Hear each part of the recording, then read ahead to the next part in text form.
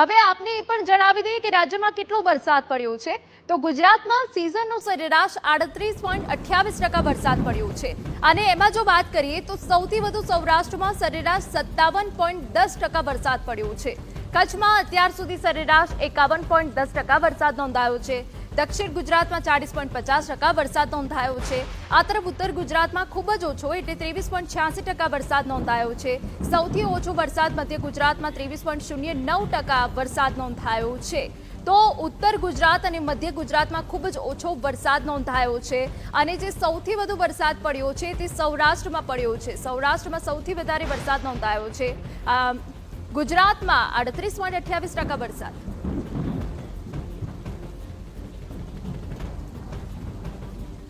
તો આખરે કેવું રહેવાનું છે ચોમાસું તેને લઈને આપણી સાથે હવામાન નિષ્ણાત પરેશ ગોસ્વામી જોડાઈ ગયા છે। પરેશભાઈ, આપનું ખૂબ ખૂબ સ્વાગત છે।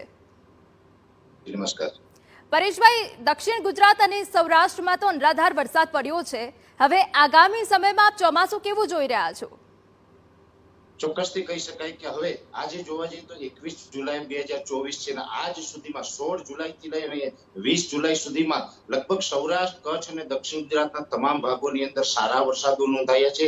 છતાં પણ સૌરાષ્ટ્રના મોરબી, સુરેન્દ્રનગર, બોટાદ અને ભાવનગરના અમુક વિસ્તારો છે એ વરસાદથી વંચિત છે। મોટાભાગે જે એવું બનતું હોય છે કે વરસાદ છે આપણે બે તરફથી આવે છે। એક છે બંગાળની ખાડીનો વરસાદ અને બીજો છે અરબ સાગરનો વરસાદ। આ વર્ષે જેટલી પણ સિસ્ટમોના વરસાદ થયા છે એ તમામ સિસ્ટમો છે એ અરબી સમુદ્ર બની હતી અને અરબી સમુદ્રમાં સિસ્ટમ બનવાને કારણે દક્ષિણ ગુજરાત, સૌરાષ્ટ્ર અને કચ્છને આ વરસાદનો લાભ મળ્યો છે અને મધ્ય ગુજરાત તથા ઉત્તર ગુજરાતના વિસ્તારો છે એ વરસાદમાં બાકાત રહ્યા છે। જ્યારે પણ બંગાળની ખાડીની કોઈ સિસ્ટમ બનતી હોય ત્યારે જ મોટા ભાગે મધ્યપ્રદેશ, મધ્ય ગુજરાત અને ઉત્તર ગુજરાતના વિસ્તારોને વરસાદનો લાભ મળતો હોય છે।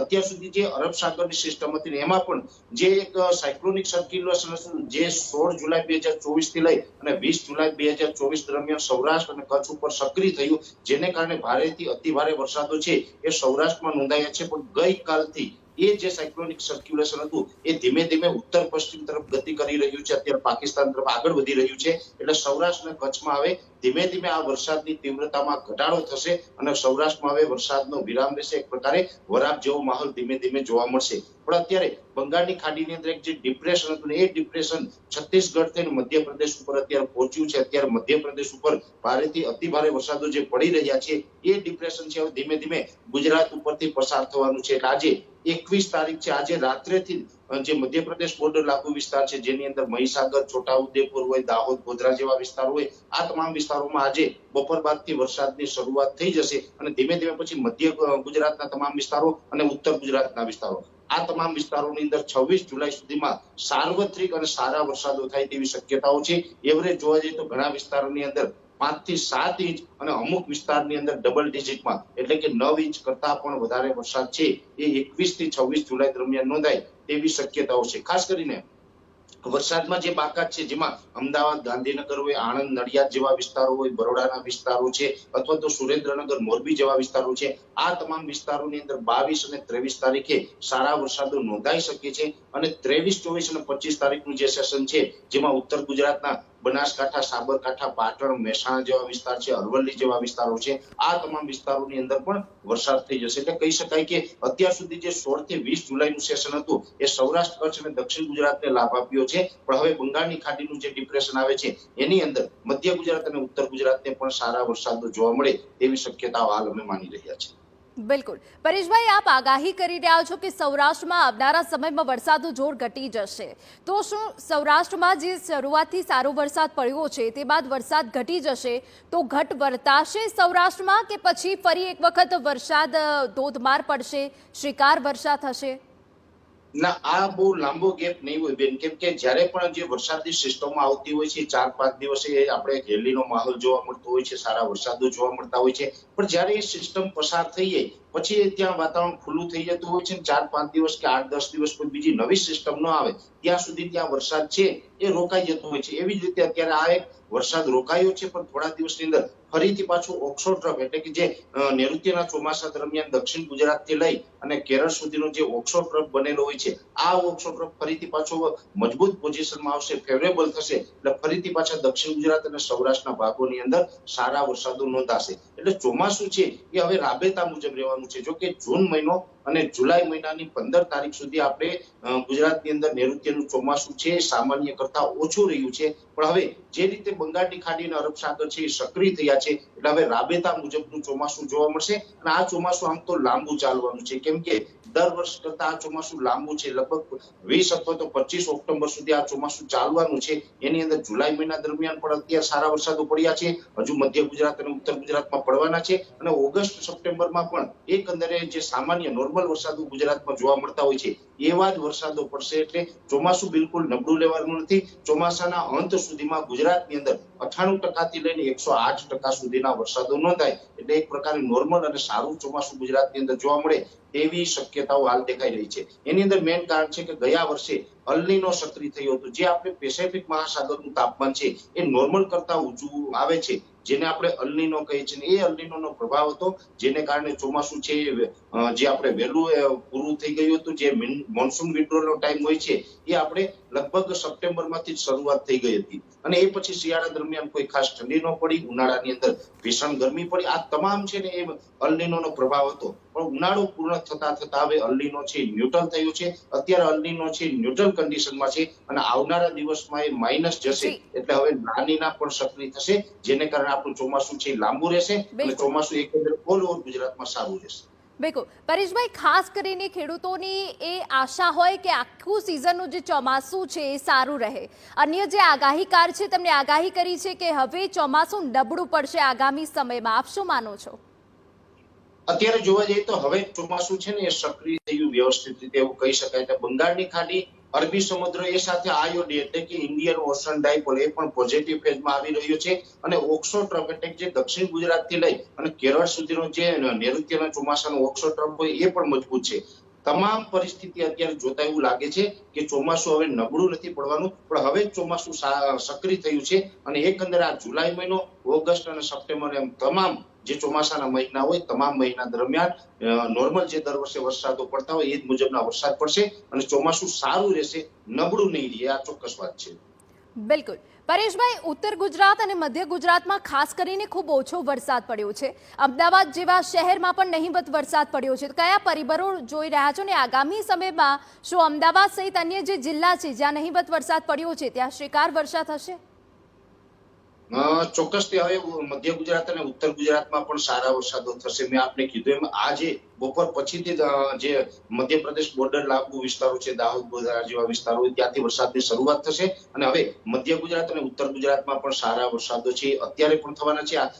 21 થી 26 જુલાઈ દરમિયાન અને આગળ ઉપર પણ થશે. અત્યાર સુધી જે ત્યાં એ વિસ્તારોની અંદર વરસાદો નથી થયા એનું મેઇન કારણ હતું કે અત્યાર સુધી જેટલી વરસાદની જે સિસ્ટમો બની છે જેની અંદર સિયર ઝોન હોય અથવા તો સાયક્લોનિક સર્ક્યુલેશન હોય અથવા તો કોઈ વરસાદી લો પ્રેશર બને છે, કોઈ વરસાદી સિસ્ટમો બને છે, જેટલી પણ વરસાદી જે સિસ્ટમો આવી છે તમામ સિસ્ટમો અરબ સાગર તરફથી આવી છે. અને મોટા ભાગે જે અરબ સાગરની જે સિસ્ટમો હોય છે એ સૌરાષ્ટ્રના જે દરિયાઈ કાંઠાના જિલ્લા, દક્ષિણ ગુજરાતના વિસ્તારો અને કચ્છના દરિયાઈ કાંઠાના વિસ્તારોને લાભ આપતી હોય છે.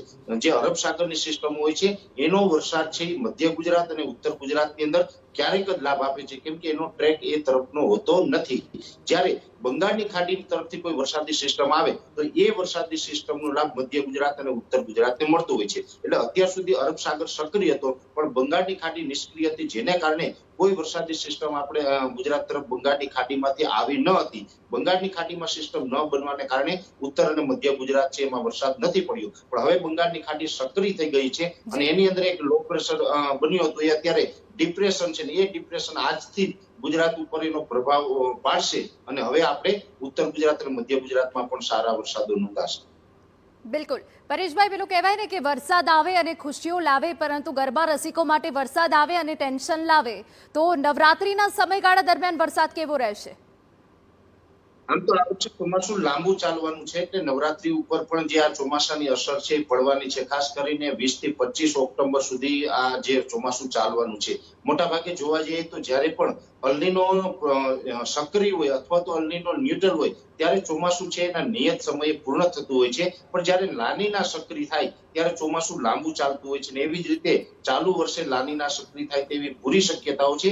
એની સાથોસાથ આયોડી એટલે કે ઇન્ડિયન ઓશન ડાયપોલ છે કે જે શ્રીલંકાથી જે દક્ષિણ તરફનો જે સમુદ્ર છે, ભૂમધ્ય રેખાથી નીચેનો જે સમુદ્ર છે, એ સમુદ્ર છે એનું તાપમાન પણ ફેવરેબલ પોઝિશનમાં ચાલુ વર્ષે રહેવાનું છે. એટલે પ્રશાંત મહાસાગર અને હિન્દ મહાસાગર બંનેના જે તાપમાન છે એના પરિબળો એવું સૂચવી રહ્યા છે કે આ વર્ષે ચોમાસું લાંબુ ચાલશે. એટલે 20-25 ઓક્ટોબર સુધી આ ચોમાસું ચાલશે, જેને કારણે નવરાત્રી દરમિયાન પણ જે વરસાદો છે એ ક્યાંય ને ક્યાંય અડચણરૂપ બની શકે છે.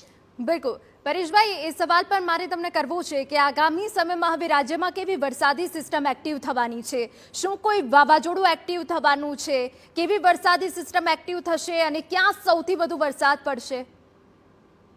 હવેના જે વરસાદો છે ને એ વરસાદો તમામ બંગાળની ખાડી અને અરબ સાગર બંને તરફથી આવશે ને જે ખાસ કરીને અરબ સાગરના વરસાદો છે એ સૌરાષ્ટ્ર, દક્ષિણ ગુજરાત અને કચ્છને લાભ આપશે. તો બંગાળની ખાડીના વરસાદો છે એ મધ્ય ગુજરાત અને ઉત્તર ગુજરાતને લાભ આપશે. પણ ખાસ કરીને આ વરસાદો છે એ રેગ્યુલર ચોમાસાના જે વરસાદો હોય એવા જ છે. આની અંદર કોઈ વાવાઝોડા કે તોફાનની શક્યતાઓ નથી. વાવાઝોડા અને જે તોફાનો હોય છે મોટા ભાગે જોવા જઈએ તો જે પ્રી મોન્સૂન એટલે કે જે એપ્રિલ, મે અને જૂન મહિનાનો જે સમય હોય ત્યારે સાયક્લોન બનતા હોય છે. બીજું સાયક્લોન બનતું હોય છે પોસ્ટ મોન્સૂન, જે 15 સપ્ટેમ્બર થી લઈ અને નવેમ્બરની 30 તારીખ સુધીનો જે સમયગાળો હોય ત્યારે જે સાયક્લોન બને ને પોસ્ટ મોન્સૂન કહેવાય છે. એટલે ત્યારે જે દરિયાઈ તાપમાન હોય છે 28 ડિગ્રી કરતા ઉપર હોય, અને જો દરિયાઈ તાપમાન 28 ડિગ્રી કરતા ઉપર હોય તો જ ત્યાં વાવાઝોડું બની શકે. હવે જુલાઈ અને ઓગસ્ટ એ સાથે 15 સપ્ટેમ્બર સુધીનો જે સમયગાળો હોય એ સમયગાળા દરમિયાન દરિયાઈ તાપમાન છે નીચું આવી જતું હોય છે.